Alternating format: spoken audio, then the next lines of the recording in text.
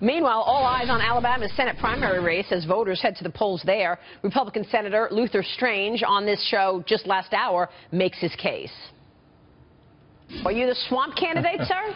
I don't think so. I just met Senator McConnell a few months ago when I arrived in Washington, but Congressman Brooks is, I think, a little bit desperate there, and really, I wouldn't underestimate the president's involvement in this campaign, his knowledge of the voters of Alabama. I think that's why he's done something extraordinary and endorsed my campaign. And to the Wall Street Journal editorial board member we go. Dan Henninger is here. GOP fundraiser Noelle Nikpour is here. And Fox Business Network's Gerri Willis on the growing divide among the establishment and conservative wings. Great to see everybody. Dan, your thoughts on the Alabama race first. Well, I mean, this is really, I think, about less about the Republican Party than it is about the party of Trump. Because, look, Trump won the state by 62 points. All three of these candidates are trying to align themselves with Donald Trump. And the question, I think, becomes, is the Trump party a party of protest, or is it a party that's going to produce? During the campaign, it was in large part a protest vote, protesting the swamp. Now Donald Trump is the president of the United States, and he's down there trying to pass legislation. They just failed monumentally by not passing the health care reform bill.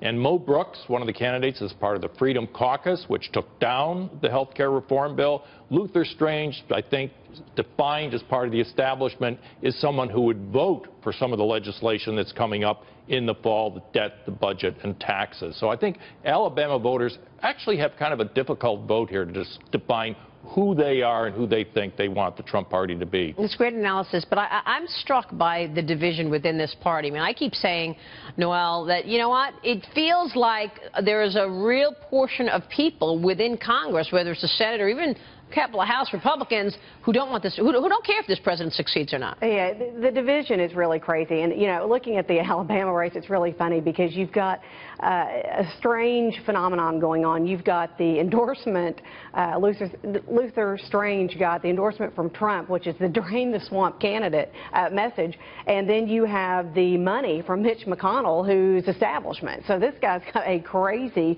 dynamic going on with establishment and drain the swamp Trump mixed in together. Wow. One of the things I thought was really strange is the fact that looking across the country, we're going to see the donors, the division in the donors. There are donors that support the Trump movement. There's donors that support different factions within the party.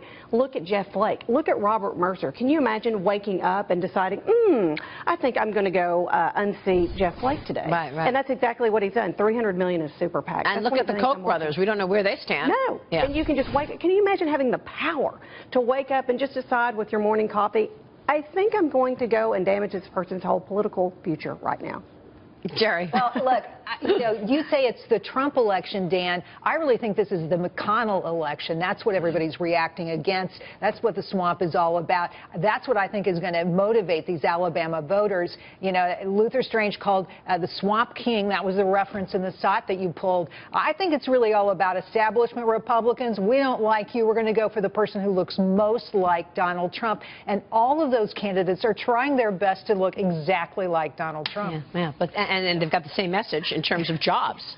Right. Well, okay, the question becomes, what are you trying to achieve? Sometimes you think the conservatives enjoy the politics of division more than the politics of producing. Right. Why are you fighting if not to gain power and then execute something with legislation, which is what they have failed to do in Washington? So the only thing the Republicans are unified on at the moment is the fact that they can't get anything done. That's true, and that's one thing the Democrats have. They have unity, even though they have, in my opinion, bad policy. They have unity, and the thing that we don't have is unity, and it's really hurting us because Trump actually is separating himself, saying, look, I want all these things, but it's you guys, it's a Congress, it's a Senate. You guys aren't getting my agenda. Well, it's true. It was the Senate. I mean, the Senate didn't even vote on the health care bill that the House delivered. McCain came down and delivered that. And then McCain comes and does what nobody expected him to do. And of course, nobody likes Congress, right? Where their approval rating is in the toilet. Yep. You know, everybody talks about Trump's rating going down, but Congress even worse. So what happens if they don't get this stuff done then? I mean, look, the stakes are high, right, Dan? If they don't, what do? When they come back from recess, they have 12 legislative days left, and they want to get tax reform done.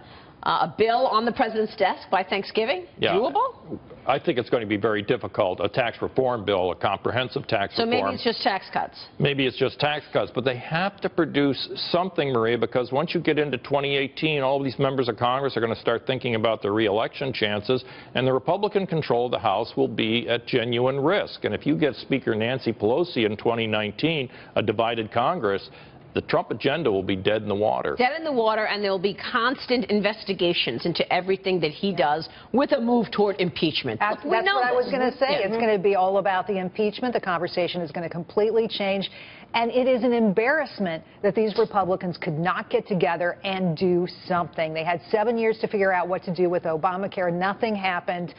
Where are they? And if McConnell loses his job, I think a lot of people would be happy. And what am I going to sell as a fundraiser? Am I going to go to a major donor and say, guess what? Okay, if we can get the House and the Senate and the presidency, we're going to have everything passed. They're going to go like, we had it, we didn't do anything. Right. Why should I? Fundraising has been going well, though, for the Republicans, right? They raised, what, $75 million earlier? That's RNC. Well, look, the RNC has got... More than the DNC. The RNC's got Steve Wynn. He's the finance chairman. I mean, this guy is a major bundler. So when you get a call from Steve Wynn, you're going to be like, yeah, how much do you want? Well, you see it up close and personal, so thanks for sharing. Great to see everybody. Thanks so much.